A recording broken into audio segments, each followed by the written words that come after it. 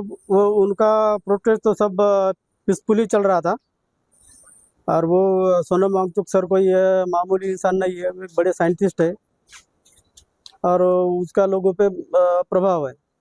और वो जो अभिजीत दीपके जो मेरा बच्चा है वो भी उनके साथ में दोनों काम कर रहे थे और उनका प्रोटेस्ट पूरी तरीके से एक लोकशाही मार्ग के रास्ते चल रहा था, पीसफुली चल रहा था। अभी तक वहाँ पे कोई भी ऐसा अनहोनी नहीं हुई जिसके वजह से लॉ एंड ऑर्डर का कुछ सिचुएशन प्रॉब्लम क्रिएट हो। तो ये उठाना मुझे लगता है ये लोकशाही की निंदा है, लोकशाही के ऊपर बहुत बड़ा प्रहार है। ऐसा नहीं होना चाहिए था। इतने दिन से बैठे थे, ठीक है, मिनिस्टर उसको थोड़ी शर्म आती होगी कि मैं छोटे छोटे बच्चों के साथ में क्या बात करूं। तो कोई तो भी उनके लेवल का उनका सेक्रेटरी भेजना था और उनका जो कहना है उनसे वो बात करना चाहिए था। अनशन पे बैठ रहे उनका जो मांग कर रहे थे कि वो रेजिग्नेशन दे करके, तो एक बातचीत अगर करते तो वो प्रॉब्लम सॉल्व होता था।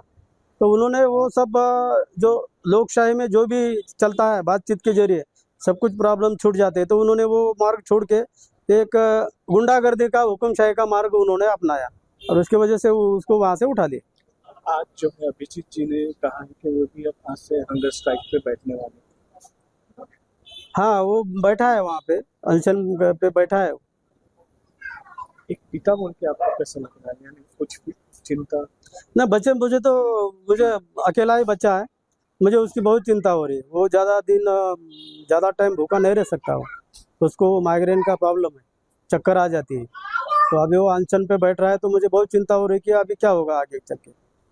सरकार ध्यान नहीं दे रही है, इस्तीफा नहीं दे रही है धर्मेंद्र प्रधान साहब का। क्यों ऐसा हो रहा है आपके हिसाब से? क्या कारण है कि इतने सारे लोग डिमांड कर रहे हैं धर्मेंद्र प्रधान के इस्तीफे के लिए, फिर भी सरकार इस पे अनसुना कर रही है?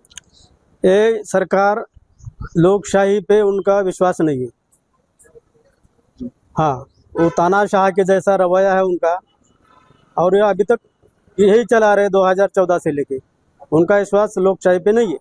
उनका एक भी मंत्री ऐसा किसी के सामने कहीं अभी तक किसी ने कॉन्फ्रेंस नहीं लिया, जो डेवलपमेंट है वो नहीं बताया, कुछ भी नहीं है। यह सब उनकी मोनोपोली चालू है और ये लोकशाही को नहीं मानने वाले लोग आज जो भी सत्ता में बैठे वो लोकशाही को मानते नहीं है। उनको लोकशाही पसंद नहीं है, उनको तानाशाही पसंद है। इसके लिए उनका अड़ल रवैया चालू। अभिजीत जी ने भी कहा है मीडिया के समक्ष कि सरकार जो है वो तानाशाह है और दिल्ली पुलिस उनकी फौज है। जिस तरीके से अभिजीत जी को उन्होंने इल्जाम लगाया कि मुझे घसीटा गया, मुझे मारा भी गया, आप कैसा महसूस कर रहे हैं? तो हो सकता है वो झूठ क्यों बोलेगा, वो झूठ क्यों बोलेगा? उसके साथ जो भी बदतमीजी की है पुलिस, और उसमें पुलिस का क्या है? उनको जैसा ऑर्डर आया ऊपर से, जैसा ऑर्डर आया उन्होंने वैसा किया। पुलिस खुद होके कुछ भी नहीं करती है। अभी मैं भी प्रशासन में रहे वाला हूँ, ऊपर का ऑर्डर फॉलो करना पड़ता है। तो जैसा उनको आदेश आया होगा वैसा उन्होंने बर्ताव किया उसके साथ में। आने वाले समय में आप दिल्ली जंतर मंतर जाएंगे? हाँ, मैं जाने वाला हूँ जंतर मंतर पे और उसके साथ में मैं भी बैठने वाला हूँ। अभिजीत के लिए कोई मैसेज या तमाम जो जवान बच्चे हैं जो अभी हंगर स्ट्राइक पे बैठ रहे हैं और जिस तरीके से सोनम वांगचुक को उठाया गया, आप कुछ कहना चाहते हैं? नहीं, मैसेज के तुम अभी पूछ रहे कि आप युवाओं के लिए कुछ मैसेज, अभिजीत के लिए कुछ मैसेज। मेरी मैसेज तो नहीं, मेरा तो ये रिक्वेस्ट रहेगा सब भारत के जो भी बच्चे हैं उनके माँ बहनें कि वो खुद के लिए कुछ भी नहीं कर रहा है, उसको खुद के लिए कुछ करने की जरूरत भी नहीं है। वो बहुत बढ़िया उसको अमेरिका में ऑफर आया था, वो वहीं पे बढ़िया से जी सकता था, हाँ सेटल हो सकता था वहाँ पे, लेकिन सब छोड़ के वो यहाँ आ गया। तो उसको सपोर्ट करने के लिए, और ये जो कुछ भी तानाशाही जैसा सरकार का रवैया चल रहा है, तो उनको बताना पड़ेगा कि ये तुम भारत देश में रहते हो, भारत देश में ज्यादा दिन तानाशाही नहीं चलती। तो उनको समझ में आना चाहिए, वो जनता ने आवाज उठाना चाहिए उसके बारे में। अभी आपने कहा है कि आप अभिजीत आपको एक सुनते एक लड़के, हाँ एक ही लड़का, आपने इतना पढ़ाया है, वो इतना पढ़े हैं, फॉरेन में जाके डिग्री हासिल की है और बस जॉब की ही तलाश में थे। लगभग जॉब उनकी मिला था, जॉब मिला था उनको, हाँ जॉब मिला था वो उसको। सारी चीजें छोड़ के वो भारत आके अनशन कर रहे हैं।